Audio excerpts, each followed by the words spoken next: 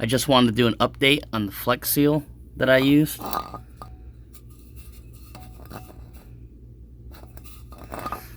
Now, if you look down here at this catastrophe, this is a well pump that I have.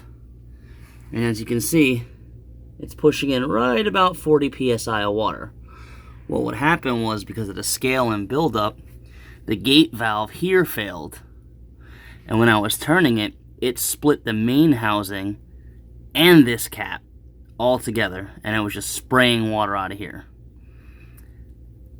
I was able to spray Flex Seal on it and get it to stop. Now, it leaked for about 6 days, and I just came in every day and kept putting constant applications over it. I want to say there's probably about 15 to 20 coatings on there. I mean, you get a lot of product in this can.